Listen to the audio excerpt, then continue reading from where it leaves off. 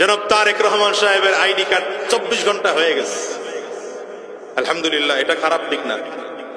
তো আমার কথা হচ্ছে, জনাব তারেক রহমান সাহেবের আইডি কার্ড যদি 24 ঘন্টায় করা যায়, আমারটা 24 ঘন্টা হবে না কেন? আপনারটা 24 ঘন্টা হবে না কেন? কথা বলেন না কেন?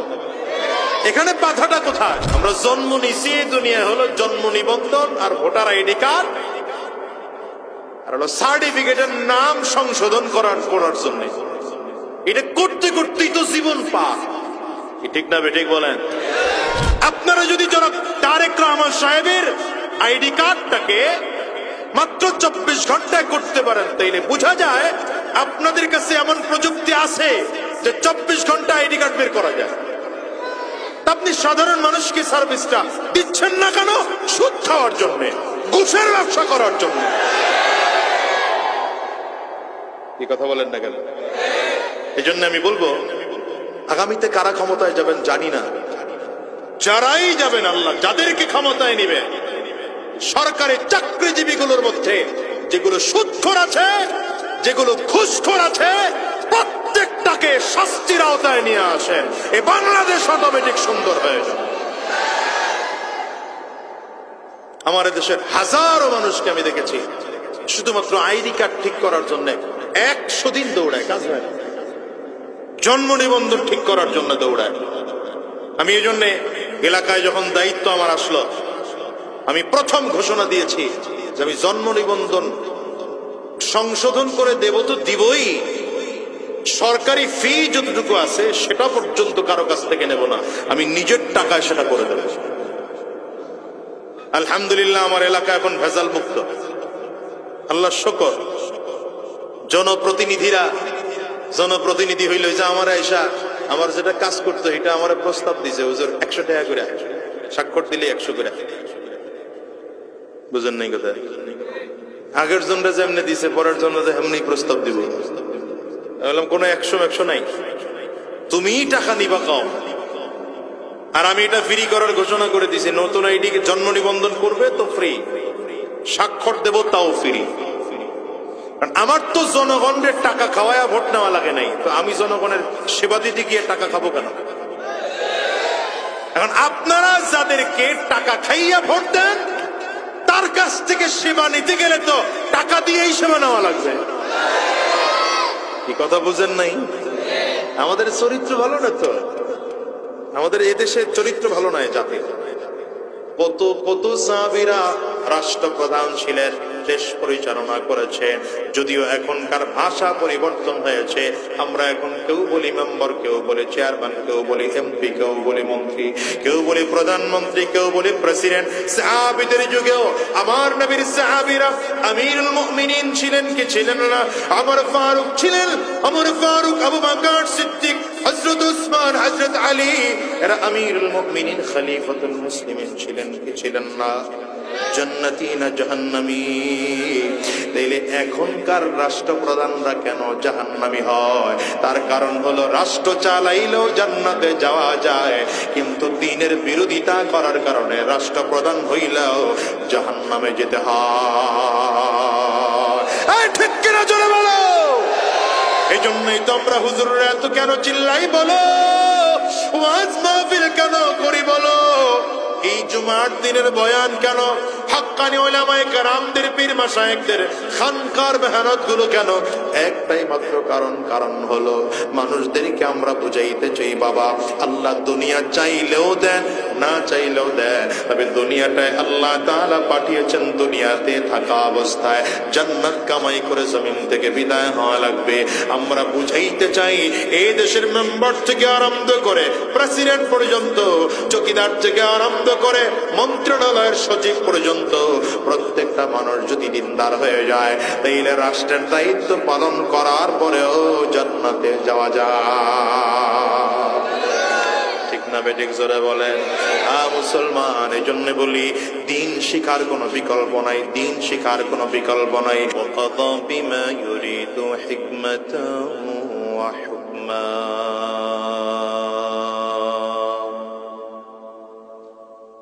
وأنعم بالنعم ابتلاء وامتحانا امتحانا ونشهد أن لا إله إلا الله وحده لا شريك له ونشهد أن محمدا عبده ورسوله اللهم صل على محمد وعلى آله وصحبه وسلم تسليما كثيرا كثيرا أما بعد فأعوذ بالله من الشيطان الرجيم بسم الله الرحمن الرحيم اقرأ باسم ربك الذي خلق خلق الإنسان من علق اقرأ وربك الأكرم الذي علم بالقلم علم الإنسان ما لم يعلم صدق الله العظيم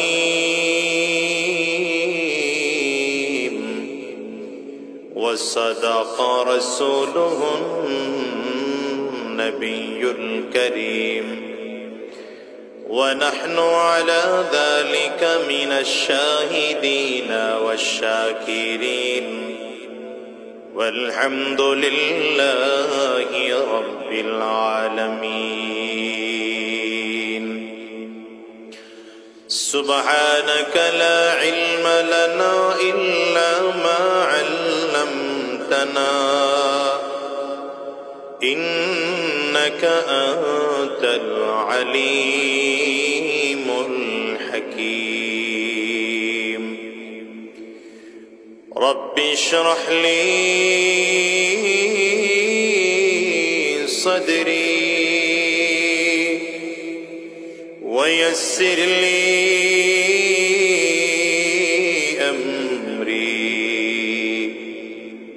واحلل عقدة من لساني يفقه قولي পুনিয়ানগর দারুস সালাম মাদ্রাসার উদ্যোগে আয়োজিত আজকের এই ৪৭তম বার্ষিক ওয়াজ মাহফিল আজকের এই মাহফিলের মুহতারাম সম্মানিত সভাপতি সম্মানিত অতিথি বৃন্দ সম্মুখপানে সমবেত দিন প্রিয় ইসলাম প্রিয় দীনদার ইমানদার মুমিন মুসলমান মর্দে মুজাহিদ ভাইরা মুরব্বী বাবাজিরা যুবক বন্ধুরা কচি কাঁচা মাসুম বাচ্চারা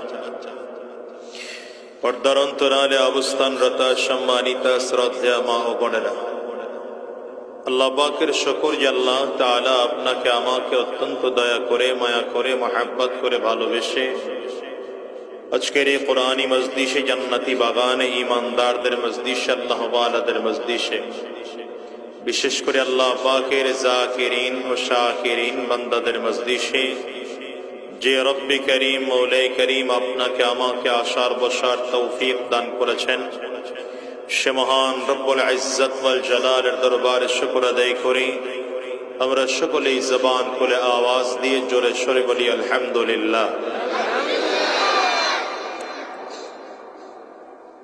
আপনাদের চেহারার দিকে তাকাইলে খুব বেশি মনোযোগী বলে মনে হচ্ছে না। দু চারজনের মনোযোগ আলহামদুলিল্লাহ খুব ভালো, কিন্তু অধিকাংশের চেহারার মধ্যে দিন গ্রহণ করার মতো চেহারা পাই না। কৃষক সব জমিনে ফসল ফেলে না, বীজ ফেলে না, ফেলে? কৃষক কোন জমিনে বীজ ফেলে? যেই জমিনে বীজ ফেললে ফসল উৎপাদন করার ক্ষমতা রাখে। আমি কোরআন ও সুন্নাহর বীজ আপনাদের দিলের মধ্যে সিনা নামক জমিনে রোপণ করার জন্য এসেছি। আপনাদের চেহারার ভাবটা যদি এমন হয় যে হুজুর আসছেন আর কি, আমরাও ঠেকা দেখা বসলাম, আপনিও দাওয়াত নিছেন দেখে ঠেকা আসলেন, আর আমরাও ঠেকা দেখে বসলাম, তাইলে আলোচনা হবে না, এই আলোচনায় ফায়দা হবে না। আর যদি মনে করেন না এই সময়টুকুর মূল্য আছে, আপনারা বলেন এই সময়টুকুর মূল্য আছে না নাই? এগুলো ধমক দিলে দুষ্টামি বন্ধ হবে না, এগুলো কৌশল দিয়া বুঝাই দিতে হবে। শোনেন, বাচ্চাদের একটা অভ্যাস আছে, বাচ্চাদেরকে কখনো ধমক দিবেন না। আজকে এখানে বলে রাখি, যতজন গার্জিয়ান আছে, এই যে বাচ্চা দুষ্টামি করে না, কি বলে না একদম, এটা করবেন না, এতে ওদের ব্রেনে চাপ পড়ে। প্রথম নম্বর হলো বাচ্চাকে খুব সহজে শান্ত ভাষায় বোঝানোর চেষ্টা করবেন যে এটা ভালো, এটা খারাপ, এটা মন্দ, এটা ভালো, এটা করা যাবে, এটা করা যাবে না, এগুলো ক্লিয়ার বাচ্চাকে বোঝানো। কথা বোঝাতে বললাম। এরপরই যদি দেখেন দুষ্টুমি করেই, তাহলে আগে আপনি নিজে অভ্যস্ত হন তার থেকে কিভাবে দুষ্টুমি ফিরেইতে হয়।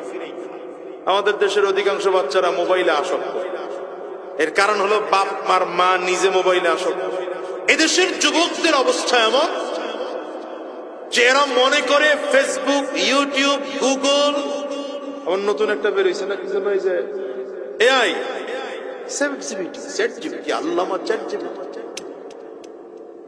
এটা না হলে মোবাইলে হয় না। আরে ভাই, এগুলো বাদ দেন, বাচ্চাকে এটা বুঝাতে শেখান যে আমি মোবাইল শখে ব্যবহার করি না, আমার প্রয়োজনে মোবাইল ব্যবহার করি। দেখবেন বাচ্চা অটোমেটিক মোবাইল ধরা বন্ধ করে দিবে। যদি বাচ্চা দেখে যে মাশাআল্লাহ আব্বু তো কত সুন্দর নাচ দেখতেছে, আম্মু তো কি গান দেখে মাশাআল্লাহ, তো আমি দেখবো না কেন? এখন ঠিক কও না কেন, কথা কও না কেন, আসল জায়গায় হাত পেরে গেছে কেন? বাচ্চা যখন দেখবে যে না, আমার বাবা তো গান দেখে না, নাচ দেখে না, আমার বাবা তো মোবাইল নিয়ে কোন সফটওয়্যারে কাজ করে, সে অফিসিয়াল কাজ করে।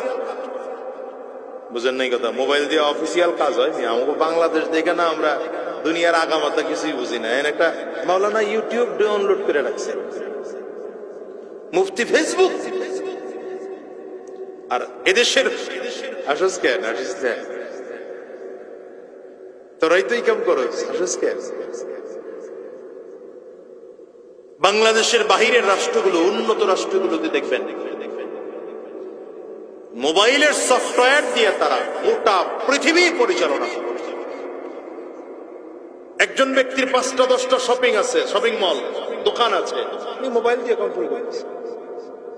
অফিসিয়াল কাজ করতেছে ঘরে মোবাইল দিয়ে, সফটওয়্যার করা আছে। বুঝেন নাই কথা?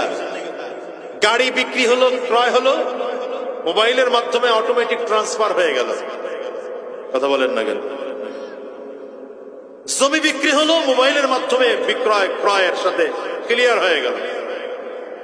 আমাদের বাংলাদেশে তো মাশাআল্লাহ, যে বলে না যে আমরা জন্ম নিছি, দুনিয়া হলো জন্ম নিবন্ধন আর ভোটার আইডি কার্ড আর হলো সার্টিফিকেটের নাম সংশোধন করার জন্য। এটা করতে করতেই তো জীবন পার। ঠিক না বেঠিক বলেন? আজকে খবর পাইলাম জনাব তারেক রহমান সাহেবের আইডি কার্ড 24 ঘন্টা হয়ে গেছে। আলহামদুলিল্লাহ, এটা খারাপ দিক না। তো আমার কথা হচ্ছে, জনাব তারেক রহমান সাহেবের আইডি কার্ড যদি 24 ঘন্টা করা যায়, আমারটা 24 ঘন্টা হবে না কেন? আপনারটা 24 ঘন্টা হবে না কেন? কথা বলেন না কেন? এখানে বাধাটা কোথায়? আপনারা যদি জনাব তারেক রহমান সাহেবের আইডি কার্ডটাকে মাত্র 24 ঘন্টায় করতে পারেন, তাইলে বোঝা যায় আপনাদের কাছে এমন প্রযুক্তি আছে যে 24 ঘন্টা আইডি কার্ড বের করা যায়। আপনি সাধারণ মানুষকে সার্ভিসটা দিচ্ছেন না কেন? সুদ খাওয়ার জন্য, ঘুষের ব্যবসা করার জন্য। এই কথা বলেন না কেন? এই জন্য আমি বলবো, আগামীতে কারা ক্ষমতায় যাবেন জানি না, যারাই যাবেন, আল্লাহ যাদেরকে ক্ষমতায় নিবে সরকারি চাকরিজীবীগুলোর মধ্যে যেগুলো সুদখোর আছে, যেগুলো ঘুষখোর আছে, প্রত্যেকটাকে শাস্তির আওতায় নিয়ে আসেন। এই বাংলাদেশ অটোমেটিক সুন্দর হয়ে যাবে। আমার দেশের হাজারো মানুষকে আমি দেখেছি শুধুমাত্র আইডি কার্ড ঠিক করার জন্য 100 দিন দৌড়ায়, কাজ হয় না। জন্ম নিবন্ধন ঠিক করার জন্য দৌড়ায়। আমি এই জন্য এলাকায় যখন দায়িত্ব আমার আসলো, আমি প্রথম ঘোষণা দিয়েছি যে আমি জন্ম নিবন্ধন সংশোধন করে দেব তো দিবই, সরকারি ফি যতটুকু আছে সেটা পর্যন্ত কারো কাছ থেকে নেব না, আমি নিজের টাকায় সেটা করে দেব। আলহামদুলিল্লাহ আমার এলাকা এখন ভেজাল মুক্ত, আল্লাহ শুকর। জনপ্রতিনিধি হইল যে আমার আয়সা আমার যেটা কাজ করতো এটা আমার প্রস্তাব দিছে, হুজুর 100 টাকা করে, স্বাক্ষর দিলে 100 করে। বুঝেন নাই কথা? আগের জনরা যেমনি দিছে পরের জন্য এমনি প্রস্তাব দিব। বললাম কোনো 100 নাই, তুমি টাকা নিবা কম। আর আমি এটা ফ্রি করার ঘোষণা করে দিছি, নতুন আইডি জন্ম নিবন্ধন করবে তো ফ্রি, স্বাক্ষর দেব তাও ফ্রি। আমার তো জনগণের টাকা খাওয়ায়া ভোট নেওয়া লাগে নাই, তো আমি জনগণের সেবা দিতে গিয়ে টাকা খাবো কেন? এখন আপনারা যাদেরকে টাকা খাইয়া ভোট দেন তার কাছ থেকে সেবা নিতে গেলে তো টাকা দিয়েই সেবা নেওয়া লাগবে। কি কথা বুঝেন নাই? আমাদের চরিত্র ভালো না তো, আমাদের এদেশের চরিত্র ভালো নয় জাতির। না তো একজন এসে সকালবেলা খায়, আয় বেটা এক কাপ রং চা খায় যায়, রং চা খায় যায়। কি হবো ভাই, আপনি রং চা খাওয়াইলেন এত গরম গরম সকালবেলা, আপনারই ভোটটা দিব। দুপুরের সময় আরেকজনকে বেটা দুধ চা খা, আরে বাবা দুধ চা গ্রেট বেড়ে গেল, আপনারই তো ভোট দেব।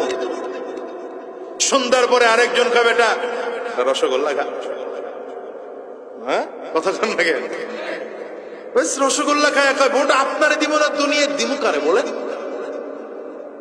রাত্র 10টা বাজে তখন এসে আরে শর্মালাই খায় যা, শর্মালাই খায় কি কোন মিয়া, দুনিয়াতে আপনারে সারা ভোট দেওয়ার কোনো লোকই নেই, আপনারও যদি ভোট না দেই হারাম।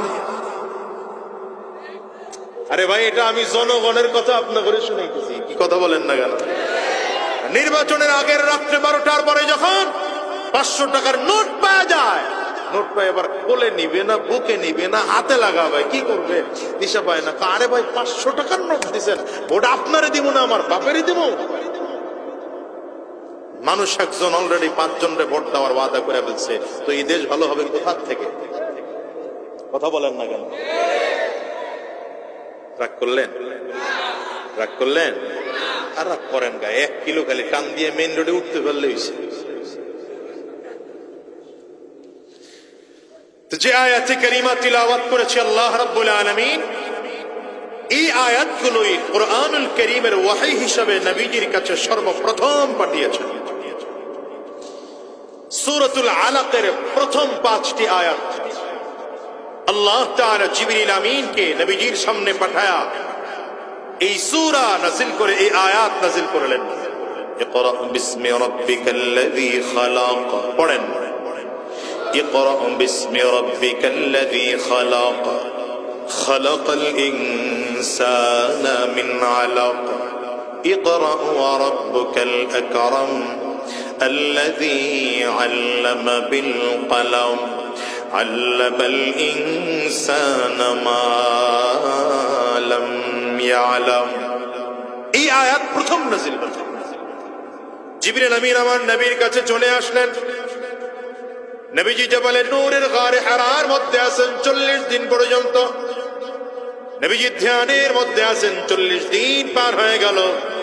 এই 40 দিনে আম্মা জান খাদিজা রাদিয়াল্লাহু আনহা প্রতিদিন একবার কখনো 2 বার করে গিয়া পাহাড় পেরিয়ে পাহাড়িয়া রাস্তায় উঠে জমিন থেকে এত উপরে উঠে প্রতিদিন আমার নবীর জন্য খানা পাকায়া দিয়ে আসতো।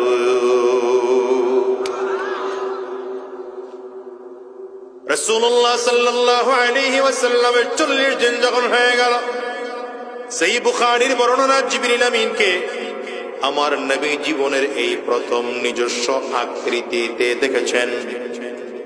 জিবরিল আমিনের নিজস্ব আকৃতি কেমন একটু ভালো করে বোঝেন। হাদিসের মধ্যে রাসূলুল্লাহ সাল্লাল্লাহু আলাইহি ওয়াসাল্লাম বলে, ভাই জিবরাইল তুমি বারবার করে আমার কাছে আসো, কখনো কোনো সাহাবীর সুরত ধরে আসো, কখনো কোনো মানুষের আকৃতি নিয়ে আসো, কিন্তু তোমার নিজস্ব আকৃতি কেমন আমার একটু দেখতে মনে চায়। জিবরিল আমিন বলেন, পয়গম্বর যদি দেখতে মনে চায় তো দেখাবো কোথায়, দেখানোর মতো জায়গাই তো নাই। বুঝেন নাই কথা, দেখানোর মতো জায়গায় নেই। তার মানে হলো আপনার একজন মানুষের হাইট হলো ধরেন 5 ফিট 6 ইঞ্চি বা 7 ইঞ্চি, তার জন্য যদি একটা ঘরই হয় মাত্র 3 ফিট, দাঁড়াবে কোথায়? বুঝেন নাই, দাঁড়াবে কোথায়? পয়গম্বর আমি যে আপনাকে দেখাবো আমার নিজস্ব আকৃতি দেখানোর মতো জায়গায় তো আমার কাছে নেই। পয়গম্বর বলেন, তবুও দেখতে চাই, দেখানোর ব্যবস্থা করো। জিবরিল আমিন বলেন, পয়গম্বর তাহলে আপনি কিছুক্ষণ পরে পূর্ব আকাশের দিকে একটু তাকাবেন। নবীজিকে কথা বলে জিবরিল আমিন চলে গেলেন। অল্প সময় পরে তাকিয়ে দেখলেন পূর্ব আকাশের দিকে পুরো পূর্ব দিকটা কালো হয়ে গেল, অন্ধকার হয়ে গেল। এমন একটা ছায়ার মতো জমিনের মধ্যে নামলো। অল্প সময় ছায়াটা থেকে আবার চলে গেল। রাসূলুল্লাহ সাল্লাল্লাহু আলাইহি ওয়াসাল্লামের কাছে জিবরিল আমিন আসলেন, পয়গম্বর দেখলেন না কিছু? বলে, কিছুই তো দেখি নাই, দেখলাম একটা কালো ছায়া পূর্ব আকাশে এসেছে, আবার সেটা সরে গিয়েছে।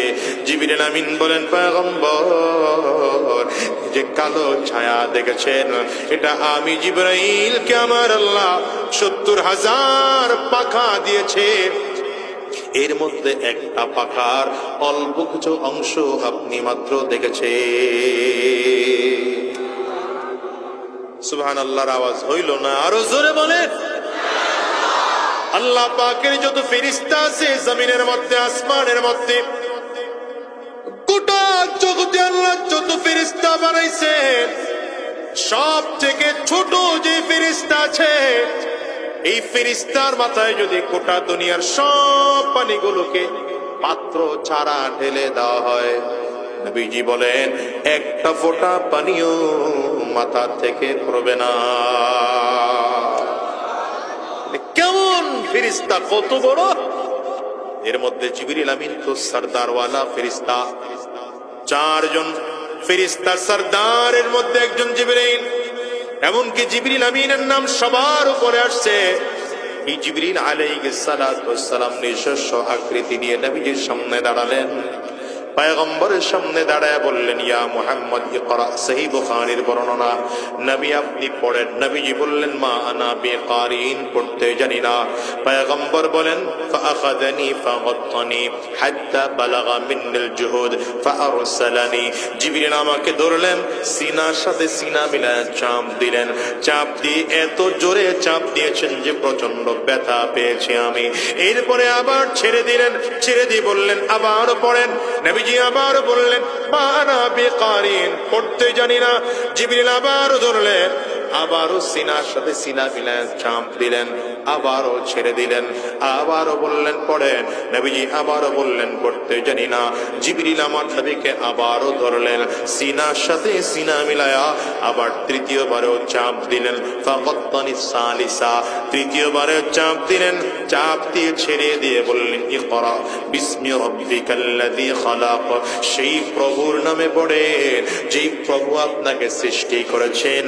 এবার আবার নবী গড়গড় করে পড়া শুরু করলেন, ইকরা বিসমি রাব্বিকাল্লাযী খালাক। পড়েন, ইকরা বিসমি রাব্বিকাল্লাযী খালাক, খালাকাল ইনসানা মিন আলাক, ইকরা ওয়া রাব্বুকাল আকরাম الذي علم بالقلم علم الإنسان ما لم يعلم।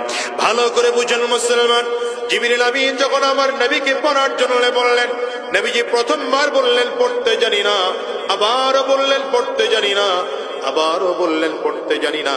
কিন্তু আমার নবী সিনায় সিনা মিলায়া যখনই বললেন সেই রবের নামে পড়েন যে রব আপনাকে সৃষ্টি করেছেন। নবীজি গড়গড় করে পড়া শুরু করলেন। কেন? তার মানে আমার পয়গম্বর বুঝাইতে চাইলেন 40টা বছর আমি নবী লেখা পড়া করি নাই, দুনিয়ার কোনো মাদ্রাসায় পড়ি নাই, দুনিয়ার কোনো স্কুলে পড়ি নাই, দুনিয়ার কোনো কলেজে লেখা পড়া করি নাই, দুনিয়ার কোনো ইউনিভার্সিটিতে লেখা পড়া করি নাই, এমনকি আমি নবীর কোন উস্তাদ গোটা জমিনের মধ্যে নাই। যেই পড়াতে আল্লাহ পাকের নাম আছে সেই পড়া পড়ব, যেই পড়াতে আল্লাহর নাম নাই আমি নবী সেই পড়া পড়ব না। কেন? যেই পড়ে আল্লাহর নাম আছে সেই পড়াতে মানুষ চরিত্রবান হয়, সেই পড়ার দ্বারা মানুষ আখলাকওয়ালা হয়, সেই পড়ার দ্বারা মানুষগুলো চরিত্রবান হয়, সেই পড়ার দ্বারা মানুষ সত্যিকার মানুষ হয়। আর যেই পড়ার মধ্যে আল্লাহর নাম নাই, যেই পড়াতে আল্লাহর নাম নিয়ে পড়তে হয় না, সেই পড়াতে দুনিয়ার ডাক্তার হওয়া যায়, ইঞ্জিনিয়ার হওয়া যায়, অ্যাডভোকেট হওয়া যায়, ব্যারিস্টার হওয়া যায়, পাইলট হওয়া যায়, কিন্তু মানুষ হওয়া যায় না। ঠিক না? ঠিক না? কারণ আমার দেশের অনেক ডাক্তার এমন আছে, ডাক্তার সাহেবরা এখানে আবার থাকলে রাগ করেন না, এমন ডাক্তার এই জমিনের মধ্যে আছে অপারেশন থিয়েটারে রোগীকে ঢুকানোর আগে বিল বলে 50,000 হলেই চলবে, কিন্তু অপারেশন থিয়েটারের মধ্যে রোগীকে ঢুকায় বলে 1.5 লাখের নিচে হবে না। এমন ডাক্তার নাই? কথা বলে না কেন? নাই। ডাক্তার সাহেব 50,000 টাকার রোগীরে অপারেশন থিয়েটারে ঢুকায়া ঠেকাইয়া কেন 1.5 লাখ টাকা দাবি করলো? তার মানে সে যদিও ডাক্তার হয়েছে, চিকিৎসা সম্পর্কে তার জ্ঞান আছে, কিন্তু মানুষ হইতে পারে না। ঠিক না? এই 17 বছরের ইতিহাসে আমরা অনেক শুনলাম ইঞ্জিনিয়ার সাহেব রডের পরিবর্তে, আমি কই নাই কিন্তু তারাই করছে, রডের পরিবর্তে বাঁশ দিয়ে দিল। ইঞ্জিনিয়ার সাহেব কেন রডের পরিবর্তে বাঁশ ঢুকাইল? বোঝা গেল তার মধ্যে কনস্ট্রাকশন সম্পর্কে তার জ্ঞান আছে, কেমন ডিজাইন হবে সেই জ্ঞান তার মধ্যে আছে, রড কোন জায়গায় কত সুতা বসবে সেই জ্ঞান তার কাছে আছে, কতটুকু ফাঁকে ফাঁকে রড হবে সেই জ্ঞান তার মধ্যে আছে। কিন্তু ইসলাম ও দ্বীনের জ্ঞান না থাকার কারণে ইঞ্জিনিয়ার সাহেব এখনো মানুষ হতে পারে না। এদেশে হাজারো অ্যাডভোকেট এমন আছে যে অ্যাডভোকেট সাহেব চাইলে মামলার খালাস করে দিতে পারে মাত্র 3 দিনে, সেই মামলা 5 বছরও শেষ হয় না। আছে না নাই? জোরে বলেন। নাই? 5 বছর বসে বাদীর খরচ হয়েছে 5 লাখ টাকা, বিবাদীর খরচ হয়েছে 7.5 লক্ষ টাকা। যেই জমি নিয়ে মামলা, জমির মূল্য মাত্র 3 লাখ। আছে না এমন? জমির দাম কত? 1.5 লাখ। বাদীর খরচ হয়েছে কত? আর বিবাদীর এত খরচ হওয়ার পরে বাদী আর বিবাদী কি হয়? লাভ নাই। অ্যাডভোকেটের কাছে দৌড়ে দৌড়ে লাভ হলো কি? খালি কোর্টে হাজির পরে হাজিরা, হাজিরার পরে হাজিরা, লাভ নাই। আয় তুই আর আমি মিলা জিলা জায়গা, ভাই তুই খা। কথা বলেন না কেন? এই অ্যাডভোকেট সাহেব যে মাত্র 3 দিনের মামলাটা 3 বছরও শেষ করলো না। এই যে হাদির মামলা, আগরে তাকায় রয়েছেন কেন? হাদির মামলা, ওসমান হাদির মামলা। আরে মিয়া, প্রশাসন চাইলে আমি তো মনে করি দিনে দুপুরে জুমার নামাজের পরে প্রখর দিনের বেলা ঢাকা রাজধানীর মতো ভাইটাল এলাকার মধ্যে হাজার হাজার সিসি ক্যামেরা ফাঁকি দিয়া মাথার উপরে করে চলে গেল। সেখান থেকে তার বাসা মিরপুরে গেল, মিরপুর থেকে আবার পোশাক পরিধান করে নতুন পোশাক পরে মোটরসাইকেলের নেম প্লেট পাল্টায়া এরপরে আবার কি বলে, তারা বলছে আমরা ওইটা বলতেছি। এরপরে তার বাবা আবার আলাদা করে নিয়ে সেটা সেখান থেকে সে চলে গেল গাবতলী, সেখান থেকে হালুয়া ঘাট গিয়া ও পার পার হয়ে গেল। এতদিন এই প্রশাসন ওসমান হাদির টিকে ধরে নাই, তো এগরে আমরা বেতন দিয়া রাখছি বসে বসে আঙ্গুল চুষতে। কথা বলেন না কেন? এরা আমাদের ভ্যাট আর ট্যাক্স দিয়ে বেতন পায় না, তো ধরে নাই কেন? মানে এগুলো হিসাব করেছে, ধরলে তা আসল অপরাধী বের হয়ে যাবে। ওইটা ধরতে পারে নাই, কিন্তু প্রথম আলো আর ডেইলি স্টার কে করেছে, ফেসবুক কে দিয়েছে, এগুলোও ধরে ধরে নিয়ে জেলের মধ্যে ঢুকানো লাগছে। আমি সরকারকে বলবো, নোবেল পুরস্কার পেয়েছেন, এই গর্বের কারণে আমরা জীবন আর রক্ত দিয়ে আপনাকে এনে ক্ষমতায় বসিয়েছি, আপনি আমাদের ভোটে হন নাই। কিন্তু 1-1.5 বছর পরে যদি আপনার আচরণ ওই 17 বছরের মতো হয়, মনে রাখবেন এই জাতি মানুষকে যেমন মাথায় তুলতে জানে, এই জাতি পায়ের নিচে ফিসে জমিন থেকে বিদায় করতে জানে। সুতরাং দেশ চালাতে গিয়ে এতটুকু সতর্কতা, এতটুকু সাবধান আপনার হওয়া দরকার। আমি বলবো না যে আপনি বহুত কিছু করে ফেলেন, আপনার থেকে অনেক বড় আশা আমরা করতেও পারি না, কারণ আমরা হুজুররা তো যার কাছ থেকে যেটা আশা না সেটা আশা করি। এদেশে ইসলাম কায়েম হওয়ার আগে হুজুরদের আশা পূরণ হবে না, জাতির আশাও পূরণ হবে না, টুপিওয়ালা জুব্বাওয়ালা মজলুম জনগোষ্ঠীর আশা কোনোদিন পূরণ হবে না। এই ঠিকটা আসতে কইলেন কেন? আপনাদের মতের বাহিরে বলছি, জোরে বলেন।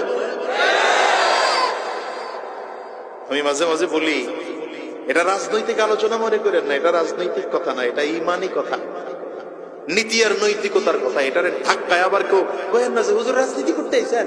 আমি রাজনীতি করতে আইনি, আমি বলি নাই অমুক দলে ভোট দিয়ে, আমি এটা বলি নাই, কিন্তু এতটুকু বলেছি আপনি যেই দলের হন, মার্কা যেটাই থাকুক, ইসলাম আপনার লাগবে না লাগবে না? লাগবে না। কার কার দেখে আর তুলেন তো দেখে। মাশাআল্লাহ, সচেতন লাগবে তো ইসলাম। হ্যাঁ, এই সিস্টেমে আপনি নোবেল পুরস্কার প্রাপ্ত ডক্টর ইউনূস সাহেবকে নয়, আপনি এখানে যদি কাবার ইমামকে বসান, আল্লাহর ফেরেশতাকেও যদি আসমান থেকে এনে বসান, হবে না ভালো? এদের যদি ভালো করতে হয় ইসলামী আইন লাগবে, কোরআনের শাসন লাগবে। দুই হাত ধরে চিল্লায় বলো ঠিক কিনা? এজন্য এবারের লড়াইটা হবে ইসলাম রক্ষার লড়াই। কথা বলেন না কেন? এবারের লড়াইটা হবে ইসলাম প্রতিষ্ঠার লড়াই, ঠিক কিনা বলো? এবারের লড়াই হবে কোরআন সুন্নাহ প্রতিষ্ঠার লড়াই। এবারের লড়াই হবে মুসলিম জনগোষ্ঠীর বিজয়ের লড়াই, ঠিক কিনা বলো? এবারের লড়াই হবে ইনসাফ প্রতিষ্ঠার লড়াই, জোরে বলো ঠিক কিনা? যদি রক্ত দেওয়া লাগে তৈয়ার আছো? এই মুসলমান, যদি রক্ত দেওয়া লাগে তৈয়ার আছো? যদি 24-এর মতো, 47-এর মতো, 71-এর মতো আবার জীবন দিতে হয়, কারা কারা তৈয়ার আছো? হাত তুলে উঁচা করে দেখাও।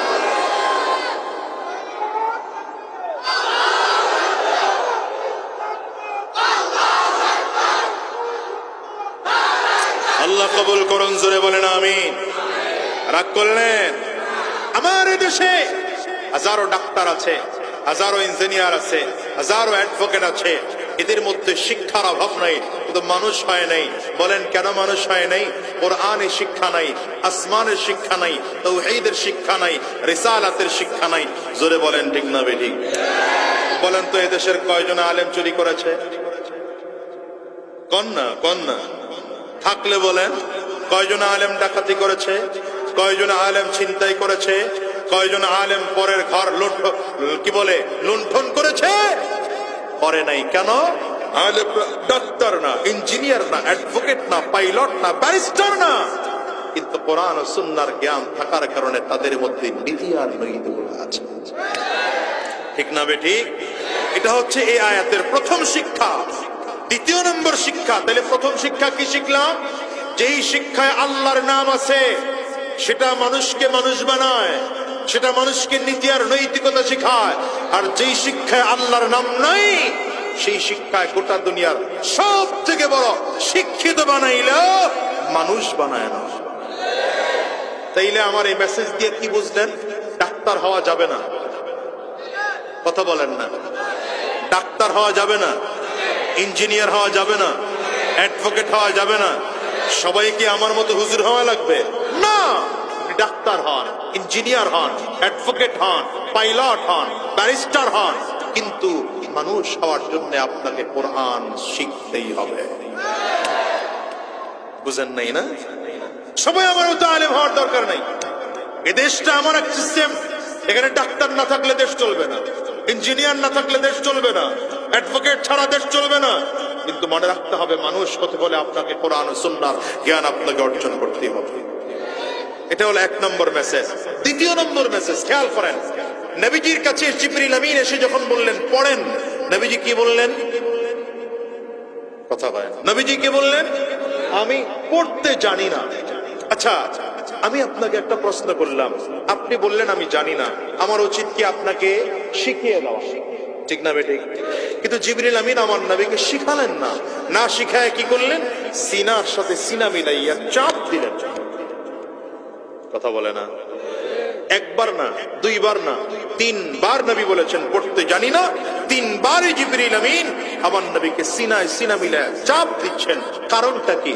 গোটা দুনিয়ার মানুষকে বুঝাইতে চায়, দুনিয়ার যত শিক্ষা আছে এই শিক্ষা চাইলে ফেসবুক টিপি টিপি শিখা যায়, ইন্টারনেট ঘেটে ঘেটে শিখা যায়, এই গুগল থেকে সার্চ দিয়ে দিয়ে শিখা যায়। কিন্তু ইসলামের জ্ঞান, দ্বীনের জ্ঞান, কোরআন সুন্নাহর জ্ঞান যদি অর্জন করতে হয়, তাহলে উস্তাদের সামনে বসে দিলটাকে আল্লাহ মুখী করে এরপরে দ্বীন শিখতে হয়। এজন্য সাহাবায়ে কেরাম নবীজির সুহবতে গিয়ে দ্বীন শিখেছেন। দ্বীন শিখতে হলে উস্তাদের সুহবতে গিয়ে দ্বীন শিখতে হয়। বলেন, উস্তাদের সুহবত ছাড়া দ্বীন শেখা যায় না। এই জন্যই সাহাবায়ে কেরাম নবীজির সুহবতে গিয়ে দ্বীন শিখেছেন। কার সুহবতে গিয়া? যেই সাহাবীরা ছিলেন জাহান্নামের আসামি। আবু বকর সিদ্দিক জন্মসূত্রে, বলে না, কথা না বললে কথা বের হয় না, আবু বকর সিদ্দিকের জন্মসূত্র জাহান্নামী না জান্নাতি? ঈমান আনার আগের মুহূর্ত, কারণ আবু বকর সিদ্দিক রাদিয়াল্লাহু আনহু, আমার ফারুক রাদিয়াল্লাহু আনহু, এই সাহাবায়ে কেরাম, ওনাদের মা তো আপনার আমার মতো মুমিনা মা ছিল না, তাদের বাবা আপনার আমার মতো মুমিন বাবা ছিল না। মুশরিকা মায়ের ঘরে জন্মগ্রহণ করেছেন, মুশরিক বাবার ঘরে জন্মগ্রহণ করেছেন, কাফিরা মায়ের ঘরে জন্মগ্রহণ করেছেন, কাফির বাবার ঘরে জন্মগ্রহণ করেছেন। কিন্তু এই মানুষগুলো আমার নবীর সুহবতে এসে যখন দ্বীন শিক্ষা আরম্ভ করেছেন, গোটা দুনিয়ার সব থেকে শ্রেষ্ঠ আখলাক ওয়ালা মানুষ হয়েছে। কেমন আখলাক ওয়ালা হয়েছেন? যে আমার আল্লাহ তাআলা আসমান থেকে জিবরিলকে আবু বকরের জন্য সালাম দিয়া পাঠান। হইল না? সুবহানাল্লাহ হইল না? তো জোরে বলেন, কি দিয়ে পাঠা? বুঝেন নাকি? বুঝেন কেমন সম্মান আবু বকর সিদ্দিকের? শুধু তাই নয়, নবীদের জান্নাতে যাওয়ার সিরিয়াল যখন শেষ হয়ে যাবে, উম্মতের জান্নাতে যাওয়ার সিরিয়াল যখন আসবে, সর্বপ্রথম আবু বকর সিদ্দিকের জন্য 8টা দরজা জান্নাতের একসাথে খুলে দেওয়া হবে। আর ফেরেশতারা বলতে থাকবে, আসো আমার দরজা দিয়া, যেখান দিয়ে ঢুকতে মনে চায় সেই দরজা দিয়ে ঢুকে যাও। আরো জোরে বলেন, আরো জোরে আওয়াজ দিয়া বলেন। আরো একটা চমৎকার কথা আছে। এ তো শুনলাম যে নবীজির পরে অন্যান্য নবীরা, এরপরে আমার নবীর উম্মত। কিন্তু আরেকটা চমৎকার কথা হলো, আমার নবীর ছাত্র হওয়ার কারণে নবীর একজন সাহাবী আমার নবীর আগে জান্নাতে যাবে। হ্যাঁ, কে সেই মানুষটা? ও মাশাআল্লাহ, চিনা ফেলছেন। দেখা যায়। বলেন নাম কি? কালো মানুষ, কালো মানুষ, হাবশা দেশের মানুষ, টাকাওয়ালা না, টাকা পয়সার দিক থেকে নিঃস্ব, ক্ষমতার দিক থেকে নিঃস্ব, নিজে গোলাম, বাবা গোলাম, দাদা গোলাম। পয়গম্বর মেসেজ দেন ভিন্ন। নবী আমার ডেকে বলেন, বিলাল, আমি নবীকে ডাকা হবে কিয়ামতের ময়দানে জান্নাতের গেট খুলে দেওয়ার জন্য। নবীজি বলেন, কারণ আমার হাতে জান্নাতের গেটের চাবি কাঠি থাকবে। নবী আমার বলেন, আমি আমার হাতের চাবি দিয়ে জান্নাতের গেট খুলে দেব। আমার হাতের চাবি দিয়ে জান্নাতের গেট খুলে দেওয়ার পরে কোন নবীরা আমার আগে জান্নাতে ঢোকার পারমিশন পাবে না।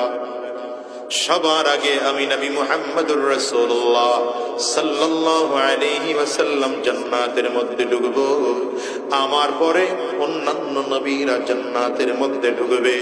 নবীদের জান্নাতে যাওয়ার সিরিয়াল যখন শেষ হয়ে যাবে, এরপরে আমার উম্মত জান্নাতে ঢুকবে। কিন্তু নবী আমার ডেকে বলেন, বিলাল, আমি নবী যে সওয়ারিতে আরোহণ করে জান্নাতে ঢুকবো, সেই সওয়ারির লাগাম ধরে ধরে তুমি বিলাল আমার আগে জান্নাতে যাইবা। আর এটা দেখানোর জন্য আল্লাহ তাআলা মেরাজ নবীজিকে যখন নিয়েছেন, মেরাজ থেকে ফিরে এসে হযরত বিলালকে ডাক দিলেন, বিলাল, এমন কি আমল তুমি করো যে আমলের কারণে দেখলাম জান্নাতের মধ্যে আমার আগে তুমি হাঁটতেছো? কি আমল তুমি করো বলো? জিবরিল আমিন বলেন, পয়গম্বর, এমন নতুন কোনো ভালো আমল করতে পারি না, আপনার শেখানো একটা চমৎকার আমল আমি করি। কি আমল পয়গম্বর? আপনি তো বলেছেন যখনই ওযু করবা 2 রাকাত নামাজ আদায় করবা। পয়গম্বর, আমি যখনই ওযু করি 2 রাকাত নামাজ আদায় করি, যেটাকে তাহিয়াতুল ওযু বলা হয়। পয়গম্বর, আমি নামাজটুকু পড়ি। নবী আমার ডেকে বলেন, বিলাল রে, এই জন্যই তো আমি জান্নাতের মধ্যে জিবরিল আমিন যখন আমাকে ঘোরায়া ঘোরায়া জান্নাত দেখাইতেছিলেন, তখন আমি দেখলাম আমার আগে কে যেন হাঁটতেছে, খনমের আওয়াজ পাওয়া যায়। আমি জিবরিলকে জিজ্ঞাসা করলাম, কে হাঁটে আমার আগে? জিবরিল বলেন, পয়গম্বর, এটা আর কেউ নয়, আপনার সাহাবী বিলাল। দুনিয়ার মুসলমান নবীদের জান্নাতে যাওয়ার সিরিয়াল সবার আগে, কিন্তু আমার নবী ডেকে বলেন, এই বিলাল, আমি নবী যে সওয়ারিতে আরোহণ করে জান্নাতে ঢুকবো, আমার সওয়ারির লাগাম ধরে ধরে তুমি বিলাল আমার আগে জান্নাতে যাইবা। নবীদেরও আগে হযরত বিলাল জান্নাতে চলে গেলেন। নবীজির পরে অন্যান্য নবীরা জান্নাতে যাবেন। পয়গম্বর বলেন, নবীদের জান্নাতে যাওয়ার সিরিয়াল যখন শেষ হয়ে যাবে, এবার জান্নাতের 8টা দরজা একসাথে খোলা রাখা হবে। আমার একজন সাহাবী আল্লাহর পয়গম্বর ডেকে বলেন, ইন্নী লা আরাফু রাজুলাম বিইসমিহি ওয়া বিইসমি আবিহি ওয়া উম্মি লা ইয়াতি বাবাম মিন আবওয়াবিল জান্নাহ ওয়া ইউকালু লাহু মারহাবান মারহাবা। পয়গম্বর ডেকে বলেন, আমি এমন একজন সাহাবীর নাম জানি, তার বাবার নামটাও জানি, তার মায়ের নামটাও জানি, বংশ পরিচয় আমি নবী ভালো করে জানি। এই লোকটা যখন কিয়ামতের ময়দানে জান্নাতের গেট দিয়ে ঢুকতে থাকবে, জান্নাতি ফেরেশতারা আমন্ত্রণ নিমন্ত্রণ জানানোর জন্য লাল গালিচা বিছায়া বিছায়া কাতার করে গেটের মধ্যে দাঁড়ায় যাবে। আল্লাহর বান্দা যখন জান্নাতের গেট দিয়ে ঢুকতে থাকবে, ফেরেশতারা মারহাবা মারহাবা বলে নিমন্ত্রণ জানাবে।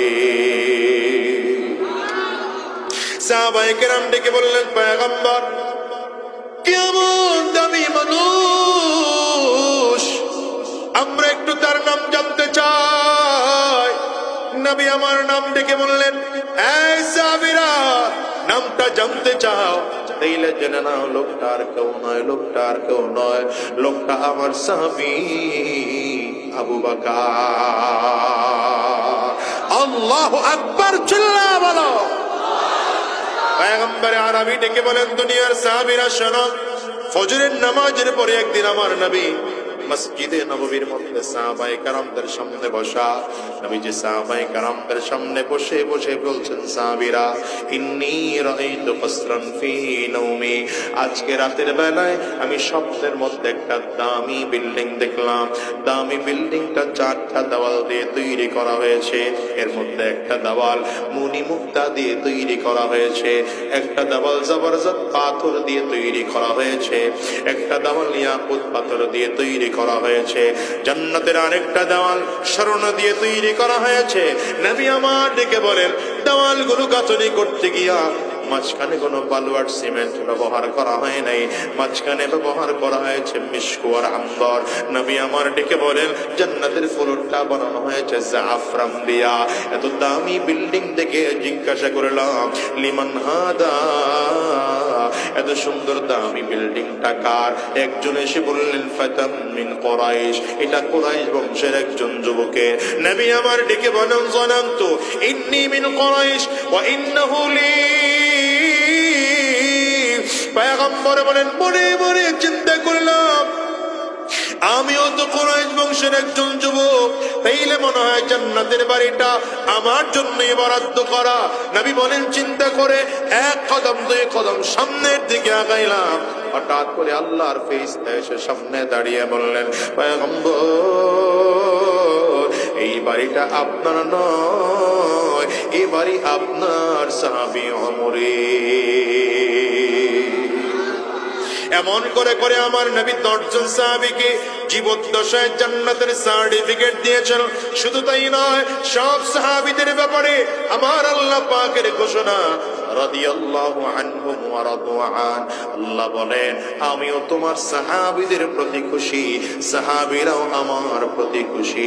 বলেন তো দুনিয়ার মুসলমান, ছাত্র কত দামি, উস্তাদ কত দামি, যে উস্তাদের কাছে লেখাপড়া করলে দুনিয়াতে থাকা অবস্থায় জান্নাতের সার্টিফিকেট পাওয়া যায়। আমাকে আপনি বলেন তো দুনিয়ার ডাক্তারি লেখাপড়া করলে জান্নাত পাওয়া যাবে গ্যারান্টি আছে? বলেন না আছে? ইঞ্জিনিয়ারিং লেখাপড়া করলে জান্নাত পাওয়া যাবে গ্যারান্টি আছে? অ্যাডভোকেট হলে জান্নাত পাওয়া যাবে গ্যারান্টি আছে? আপনারা যদিও বলেন নাই, কিন্তু আমি বলি না না, ডাক্তার হলেও জান্নাতে যাওয়া যায় এই গ্যারান্টি আছে, ইঞ্জিনিয়ার হলেও জান্নাতে যাওয়া যাবে গ্যারান্টি আছে, অ্যাডভোকেট হলেও জান্নাতে যাওয়া যাবে গ্যারান্টি আছে। বলে কেন? এর কারণ হলো এই ডাক্তার সাহেবরা যদি সৎ যোগ্য হইয়া আদর্শবান হইয়া দিনদার হইয়া যদি চিকিৎসা দেয়, আর চিকিৎসা দিতে গিয়ে যদি ধোঁকাবাজি না করে, ইঞ্জিনিয়ার সাহেব যদি ধোঁকাবাজি না করে, নিজের জীবনটাকে যদি কোরআন ও সুন্নাহ অনুযায়ী গঠন করে, ওই অ্যাডভোকেট সাহেব যদি মানুষের আইনের সেবা দিতে গিয়ে ইসলাম বহির্ভূত কোনো পরামর্শ না দেয়, আর কোনো ধোঁকাবাজি না করে, তাইলে ওই অ্যাডভোকেট সাহেব, ডাক্তার সাহেব, ইঞ্জিনিয়ার সাহেব ও জান্নাতে যাবে, কোনো সন্দেহ না। কিন্তু আমার দেশের অ্যাডভোকেট সাহেব জান্নাতে যায় না কেন? কারণটা কি? কারণ হলো এদের মধ্যে দিন নাই। হা করে তাকায় আছেন, বলেন এদের মধ্যে কি নাই? ডাক্তার সাহেব জান্নাতে কেন যায় না? বলে এদের মধ্যে দিন নাই, এই জন্য জান্নাতে যেতে পারে না। ঠিক না বেঠিক জোরে বলেন? নয়তো কত কত সাহাবীরা রাষ্ট্রপ্রধান ছিলেন, দেশ পরিচালনা করেছেন। যদিও এখনকার ভাষা পরিবর্তন হয়েছে, আমরা এখন কেউ বলি মেম্বার, কেউ বলি চেয়ারম্যান, কেউ বলি এমপি, কেউ বলি মন্ত্রী, কেউ বলি প্রধানমন্ত্রী, কেউ বলি প্রেসিডেন্ট। সাহাবীদের যুগেও আমার নবীর সাহাবীরা আমিরুল মুমিনিন ছিলেন কি ছিলেন না? ওমর ফারুক ছিলেন, ওমর ফারুক, আবু বকর সিদ্দিক, হযরত উসমান, হযরত আলী, এরা আমিরুল মুমিনিন খলিফাতুল মুসলিমিন ছিলেন কি ছিলেন না? জান্নাতি না জাহান্নামী? তাইলে এখনকার রাষ্ট্রপ্রধানরা কেন জাহান্নামী হয়? তার কারণ হলো রাষ্ট্র চালাইলেও জান্নাতে যাওয়া যায়, কিন্তু দ্বীনের বিরোধিতা করার কারণে রাষ্ট্রপ্রধান হইলেও জাহান্নামে যেতে হয়। ঠিক কিনা জোরে বলো? এই জন্যই তো আমরা হুজুররা এত কেন চিল্লাই বলো, ওয়াজ মাহফিল কেন করি বলো, এই জুমার দিনের বয়ান কেন, হাক্কানি উলামায়ে কেরামদের, পীর মাশায়েখদের খানকার মেহনত গুলো কেন? একটাই মাত্র কারণ, কারণ হলো মানুষদেরকে আমরা বুঝাইতে চাই বাবা আল্লাহ দুনিয়া চাইলেও দেন, না চাইলেও দেন, তবে দুনিয়াটায় আল্লাহ তাআলা পাঠিয়েছেন দুনিয়াতে থাকা অবস্থায় জান্নাত কামাই করে জমিন থেকে বিদায় হওয়া লাগবে। আমরা বুঝাইতে চাই এই দেশের মেম্বার থেকে আরম্ভ করে প্রেসিডেন্ট পর্যন্ত, চৌকিদার থেকে আরম্ভ করে মন্ত্রণালয়ের সচিব পর্যন্ত প্রত্যেকটা মানুষ যদি দিনদার হয়ে যায়, তাইলে রাষ্ট্রের দায়িত্ব পালন করার পরেও জান্নাতে যাওয়া যায়। ঠিক না বেঠিক জোরে বলেন? মুসলমান, এই জন্য বলি দিন শিখার কোনো বিকল্প নাই, দিন শিখার কোনো বিকল্প নাই।